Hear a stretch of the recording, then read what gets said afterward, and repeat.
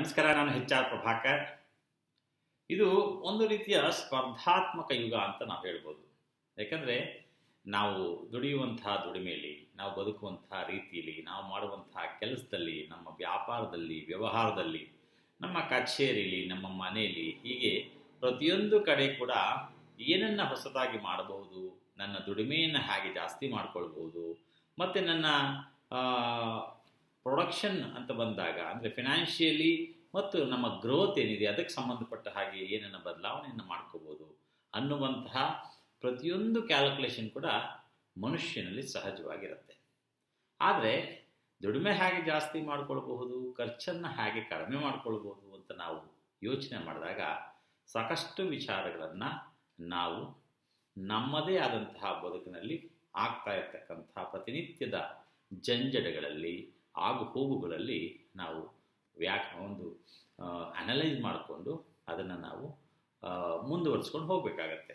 For example, ನನ್ನ ದುಡಿಮೆ ಎಷ್ಟಿದೆ, ನನ್ನ ಖರ್ಚು ಎಷ್ಟಿದೆ, ನನ್ನ ಕಮಿಟ್ಮೆಂಟ್ಸ್ ಏನಿದೆ, ಯಾವುದು ಅನಿವಾರ್ಯ, ಯಾವುದು ಅನಿವಾರ್ಯ ಅಲ್ಲ, ಅನಿವಾರ್ಯ ಅಲ್ಲದ್ದನ್ನು ಹೇಗೆ ಕಟ್ ಮಾಡ್ಬೋದು, ಆಗಬೇಕಾಗಿರ್ತಕ್ಕಂಥದ್ದು ಅನಿವಾರ್ಯವಾದದ್ದನ್ನು ಹೇಗೆ ಸ್ವಲ್ಪ ರಿಡ್ಯೂಸ್ ಮಾಡ್ಕೊಳ್ಬಹುದು, ನನ್ನ ದುಡಿಮೆಯ ಪ್ರಮಾಣ ಎಷ್ಟು, ಉಳಿತಾಯದ ಪರ್ಸೆಂಟೇಜ್ ಎಷ್ಟು, ಮತ್ತು ವೃಥಾ ಏನಕ್ಕೆ ಖರ್ಚು ಮಾಡ್ತಾ ಇದ್ದೀನಿ, ಯಾವ ಅಂಶಗಳು ನನ್ನ ಹಣವನ್ನು ಪೋಲ್ ಮಾಡ್ತಿದ್ದಾವೆ, ನನ್ನ ಹವ್ಯಾಸಗಳೇನು, ಅಭ್ಯಾಸಗಳೇನು, ಹುಚ್ಚುಗಳೇನು, ಹೀಗೆ ಪ್ರತಿಯೊಂದನ್ನು ಕೂಡ ನಾವು ಒಂದು ಕ್ಯಾಲ್ಕುಲೇಟ್ ಮಾಡಿ ಕರಾರುವಕ್ಕಾದಂತಹ ಪ್ಲ್ಯಾನ್ ಮಾಡಿದಾಗ ನಮಗನ್ಸುತ್ತೆ ಯಾವುದು ನಮಗೆ ಬೇಕು ಮತ್ತು ಯಾವುದು ಅನಿವಾರ್ಯ ಅಂತ.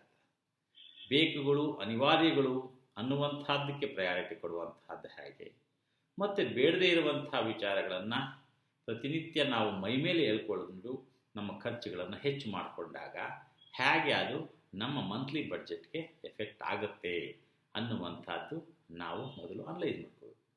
ಹಾಗೆ ನಮ್ಮ ವರಮಾನವನ್ನು ಜಾಸ್ತಿ ಮಾಡ್ಕೊಳ್ಬೇಕಾದ್ರೆ ನಾವೇನು ಕೆಲಸ ಮಾಡ್ತಿದ್ದೀವಿ, ಅದರಲ್ಲಿ ಸರಿಯಾದ ಮಾರ್ಗದಲ್ಲಿ ವರಮಾನವನ್ನು ಜಾಸ್ತಿ ಮಾಡ್ಕೋಬೇಕಾದ್ರೆ ನಾನು ಏನನ್ನು ಮಾಡಬಹುದು, ನನ್ನ ಎಫರ್ಟ್ಸ್ನ ಹೇಗೆ ಜಾಸ್ತಿ ಮಾಡ್ಕೊಳ್ಬೇಕು, ನನ್ನ ಪ್ಲ್ಯಾನಿಂಗನ್ನು ಹೇಗೆ ಜಾಸ್ತಿ ಮಾಡ್ಕೋಬೇಕು, ಮತ್ತು ನನಗಿರುವಂತಹ ಸ್ಮಾರ್ಟ್ನೆಸ್ಸು, ನನ್ನ ಬುದ್ಧಿ, ಚಾತುರ್ಯ ಇವೆಲ್ಲವನ್ನು ಉಪಯೋಗಿಸಿ ನನ್ನ ಶ್ರಮವನ್ನು ಹೆಚ್ಚು ಮಾಡ್ಕೋತಾ ಎಷ್ಟರ ಮಟ್ಟಿಗೆ ನನ್ನ ವರಮಾನವನ್ನು ಇಂಪ್ರೂವ್ ಮಾಡ್ಕೊಳ್ಬೋದು, ಮತ್ತು ನನ್ನ ಡಿಸ್ಟ್ರಾಕ್ಷನ್ ಇಲ್ಲದೆ ಪ್ರೋಗ್ರೆಸಿವ್ ಆಗಿ ಹೇಗೆ ನಾನು ಕೆಲಸ ಮಾಡ್ಬೋದು, ಕೆಲಸ ಮಾಡೋದಾದರೆ ಆ ಕೆಲಸದಿಂದ ನನಗೆ ವರಮಾನ ಹೇಗೆ ಹೆಚ್ಚು ಬರುತ್ತೆ. For example, if I am an employee, ನನಗೆ ಹೇಗೆ ನನ್ನ ಪ್ರೋಗ್ರೆಸ್ಸನ್ನು ತೋರಿಸ್ಬೋದು. If I am a businessman, ನಾನು ಹೇಗೆ ನನ್ನ ಪ್ರೋಗ್ರೆಸ್ಸನ್ನು ತೋರಿಸ್ಬೋದು. If I am an professional ಅಂತಹ ಅಂದಾಗ ಹೇಗೆ ನನ್ನ ಒಂದು ವೃತ್ತಿಯಲ್ಲಿ, ಪ್ರವೃತ್ತಿಗಳಲ್ಲಿ ಹೇಗೆ ಇದನ್ನು ಹೆಚ್ಚು ಮಾಡ್ಕೋತಾ ಹೋಗ್ಬೋದು. ಹೀಗೆ ಇವೆಲ್ಲವೂ ಕೂಡ ಬಹಳನೇ ಮುಖ್ಯ ಆಗುತ್ತೆ. ಕಾರಣ ನಾವು ಮಾಡುವಂತಹ ಕೆಲಸದಲ್ಲಿ ನಮ್ಮ ವರಮಾನವನ್ನು ಎಷ್ಟು ಜಾಸ್ತಿ ಮಾಡ್ಕೋತೀವೋ ಹಾಗೆ ನಿತ್ಯ ಜೀವನದಲ್ಲಿ ಅವಶ್ಯಕತೆ ಇಲ್ಲದಂತಹದ್ದನ್ನು ಕಡಿಮೆ ಮಾಡುವ ಮನಸ್ಥಿತಿ ಇದೆಯಲ್ಲ, that is also most important. ಕಾರಣ ನಮಗೆ ಇವತ್ತು ಕೊಳ್ಳುಬಾಕತನದಿಂದ ನಮಗೆ ಬೇಕಾಗಿರುವಂತಹ, ಬೇಡದೇ ಇರುವಂತಹ ಅನೇಕ ವಸ್ತುಗಳನ್ನು ನಮಗರಿವಿಲ್ಲದೆಯೇ ನಾವು ಕೊಂಡ್ಕೋತಾ ಹೋಗ್ತೀವಿ. ಫಾರ್ ಎಕ್ಸಾಂಪಲ್, ಮೊಬೈಲ್ ನೋಡ್ತಾ ಇರ್ತೀವಿ, ಏನೋ ಆನ್ಲೈನ್ ಒಂದು ಐಟಮ್ ತೋರಿಸುತ್ತೆ, ಅದು ನನಗೆ ಬೇಕು ಅನಿಸುತ್ತೆ, ತಕ್ಷಣ ಬುಕ್ ಮಾಡ್ತೀವಿ. Within a fraction of minutes, ಅವರ್ಸಲ್ಲಿ ನಮ್ಮ ಮನೆಗೆ ಅದು ಡೆಲಿವರಿ ಆಗುತ್ತೆ. ಅದರ ಅವಶ್ಯಕತೆ ನಮಗಿದೆಯಾ ಇಲ್ವಾ ಅಂತ ನಾವು ಯೋಚನೆ ಮಾಡೋದೇ ಇಲ್ಲ. ಒಂದು ಸಲ ನಮ್ಮ ಬ್ಯಾಂಕಲ್ಲಿ ಬ್ಯಾಲೆನ್ಸ್ ಇದ್ದರೆ, ನಮ್ಮ UPIಯಲ್ಲಿ ಬ್ಯಾಲೆನ್ಸ್ ಇದ್ದರೆ ಇಮ್ಮಿಡಿಯೇಟಾಗಿ ನಾವು ಅದನ್ನು ಬುಕ್ ಮಾಡ್ತೀವಿ. ಆದರೆ ದಶಕಗಳ ಹಿಂದೆ ಹೀಗಿತ್ತ, ಒಂದು ವಸ್ತುವನ್ನು ನಾವು ಕೊಂಡ್ಕೊಳ್ಬೇಕಾದ್ರೆ ಅಂಗಡಿಗೆ ಹೋಗಬೇಕಾಗಿತ್ತು, ಪಟ್ಟಣಕ್ಕೆ ಹೋಗಬೇಕಾಗಿತ್ತು, ನಗರಕ್ಕೆ ಹೋಗಬೇಕಾಗಿತ್ತು. ಇವತ್ತು ಎಲ್ಲವೂ ಕೂಡ ಫಿಂಗರ್ ಟಿಪ್ಸಲ್ಲಿ ಸಿಗೋದರಿಂದ ನಮಗೆ ಬೇಕಿರಲಿ ಬೇಡದೇ ಇರಲಿ ತಕ್ಷಣ ಅದನ್ನು ಕೊಂಡುಕೊಳ್ಳುವಂತಹ ಭರದಲ್ಲಿ ನಾವು ಹಿಂದೆ ಮುಂದೆ ನೋಡದೆ ನಾವು ಕೊಂಡ್ಕೊಂಡ್ಬಿಡ್ತೀವಿ. ಈ ಒಂದು ವಿಚಾರವೇ ಎಷ್ಟೋ ಸಲ ನಮ್ಮ ಫಿನಾನ್ಷಿಯಲ್ ಕ್ರೈಸಿಸ್ಗೆ ಮೂಲ ಕಾರಣ ಆಗುತ್ತೆ.